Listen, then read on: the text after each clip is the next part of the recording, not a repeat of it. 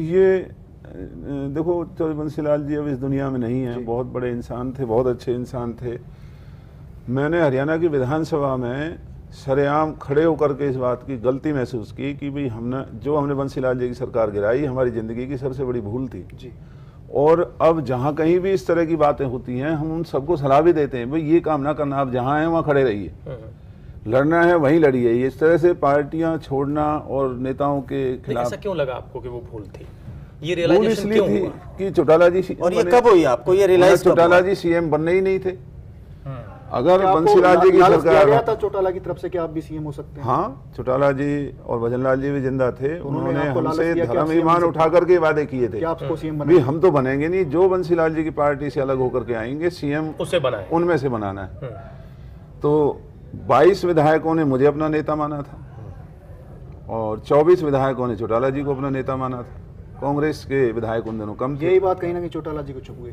तो चौटाला जी को तो ये बहुत ही बुरा लगा ना कि भाई एक मामूली से इलाके से एक मामूली सा आदमी और आपके सामने मुख्यमंत्री का दावेदार बनना चाहता है।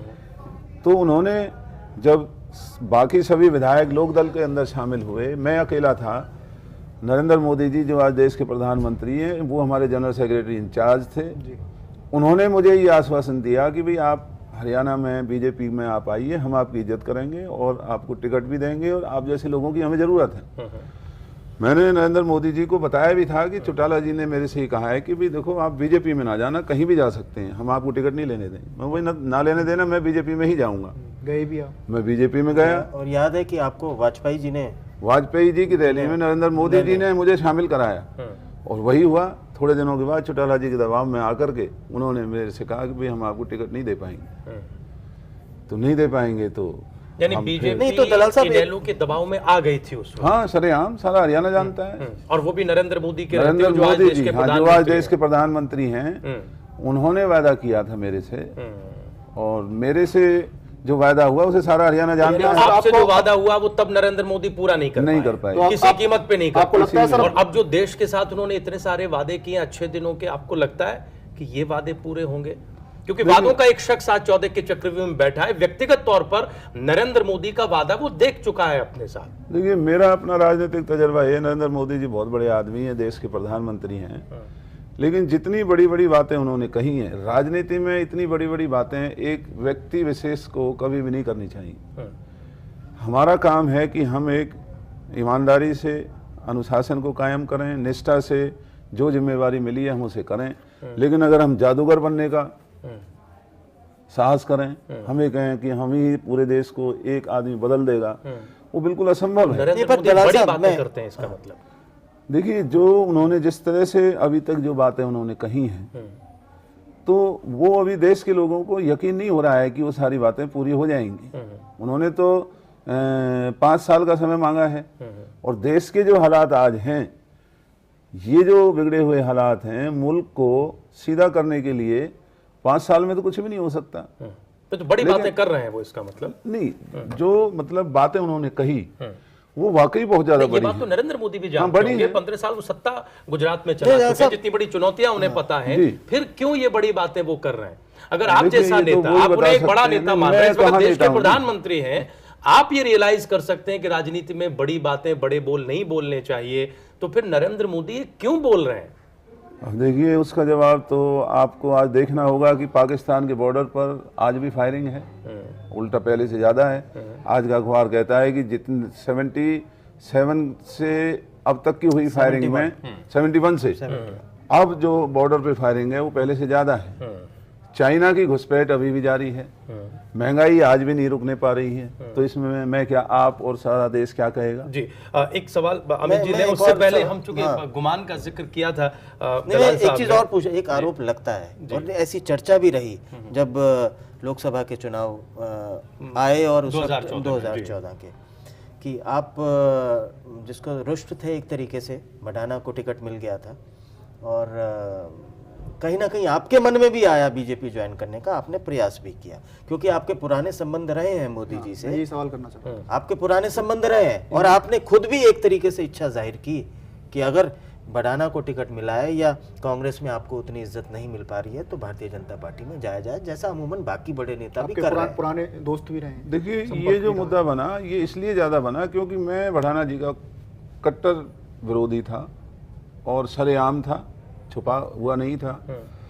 तो उस वक्त एक ऐसा माहौल नजर आ रहा था, आम आदमी ये मानता था भाई करण को चाहे बीजेपी में जाना पड़े ये जाएगा और इसके मुकाबले पर ये चुनाव लड़ेगा। लेकिन सच्चाई ये है कि ना हमारी बीजेपी से कभी कोई बात हुई। आपने बात भी नहीं की? नहीं, ना हमने कोई बात की। या बीजेपी वालों ने आपसे संपर्क किया?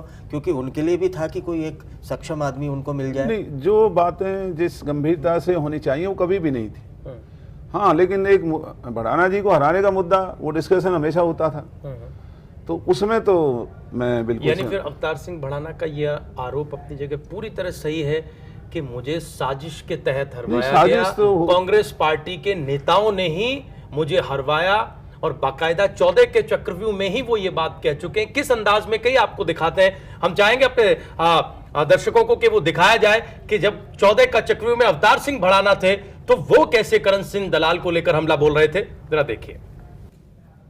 मैं कहूंगा कि हुड्डा का भतीजा, हुड्डा का समधी, हुड्डा का दामाद और कृष्ण पाल, विपिल गोयल, इन्होंने हजारों करोड़ के सीएलओ किए। मैंने 2 साल पहले हुड्डा को लिख के कहा, सोनिया जी को बताया, और ये बीजेपी के साथ और उस कृष्ण पाल के साथ आज भी जग जाहिर है। इनकी अंडरस्टैंडिंग कल भी थी और आज भी है। दलाल साहब, जो बात आप कह रहे हैं वही भाषा उधर से है जी। आप कह रहे हैं कि वो उलूल जुलूल बातों में फंसे रहे, आप कह रहे हैं ओछी राजनीति, आपने भी शिकायत की, आला कमान ने बात नहीं सुनी।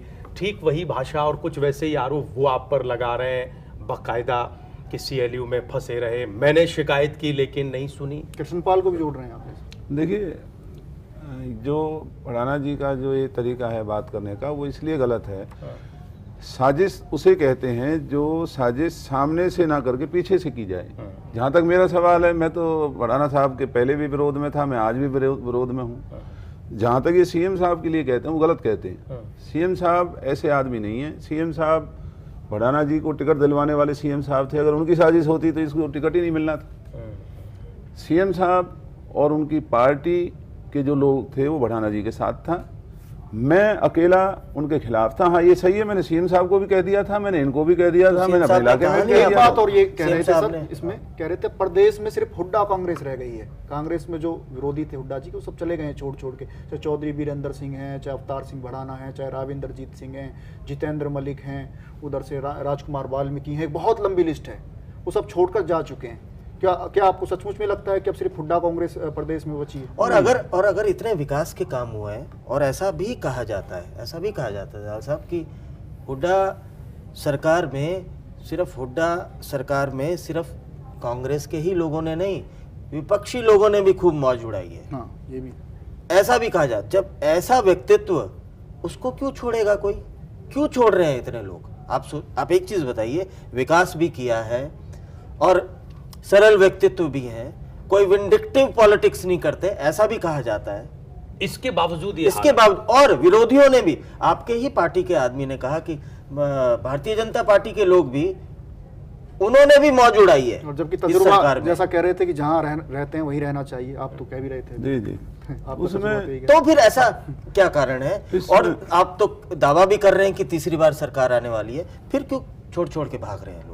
ये अमित जी, जो हरियाणा है, हरियाणा की राजनीति इसलिए ज़्यादा बदनाम है कि यहाँ अब कोई भी पार्टी आप उठा करके देख लीजिए, उस पार्टी में जो भी लीडर्स हैं, विधायक हैं, मिनिस्टर्स हैं, या अभी जैसे पार्लियामेंट में भी जो हमारे कई भाई हमारी पार्टी से दूसरी पार्टियों से गए हैं, तो हरियाणा के अंदर आपको ये बातें हमेशा दिखाई देंगी। हमारी बंसीलाल जी की सरकार बनी थी, तब भी कांग्रेस और इधर के लोग छोड़ के हमारे साथ आए थे, फिर हमारे वाले छोड़ के उधर दूसरी तरफ गए थे। आज बीजेपी का, तो इसमें ये बीच में थम गया था, ये उनकी निजी 10 साल से 12 साल से नहीं था सर, ये निजी सोच है और अब उनके अपने स्वार्थ होंगे।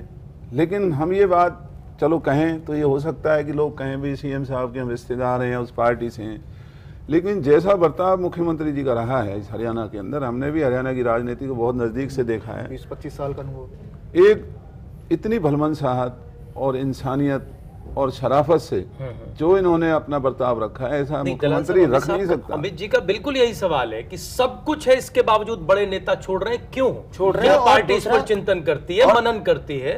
आयाराम गयाराम की राजनीति अपनी जगह है, लेकिन भूपेंद्र सिंह हुड्डा का जो भूपेंद्र सिंह हुड्डा तो कमजोर हो रहे हैं। अगर एक एक करके ऐसे लोग छोड़ेंगे तो परिवार तो बिखर रहा है, ये परिवार बिखरेगा तो कमजोर हो गए। आपको ऐसा लगता है कि टांग खींचने वाले थे सब चले गए, अच्छा हुआ, नेतृत्व में या ये हुआ कि अच्छा हुआ, जो टांग खींच रहे थे सब चले गए, अब तो हम अपने हिसाब से पार्टी चलाएंगे। अच्छा हुआ है।